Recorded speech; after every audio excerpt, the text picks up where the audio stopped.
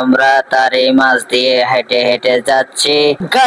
Guys আমরা চলে আসলাম নীল সাগরের তীরে। দেখুন নীল সাগরে কত সুন্দর ঢেউ উঠতেছে, তার এই পাশ দিয়ে চলে গেছে ছোট্ট একটি নদী।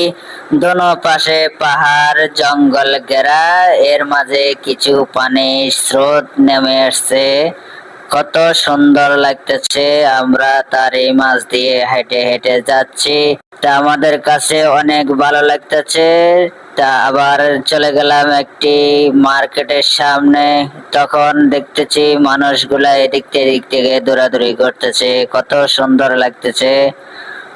এদিক সেদিক দৌড়াদৌড়ি করছে আর যাচ্ছে। আমরা সেটা দেখলাম, তারই মাঝে আমরা আবার চলে এলাম অন্ধকার একটি জঙ্গলে। তার মধ্যে ছোট ছোট লাইট জ্বলছে, কত সুন্দর লাগছে।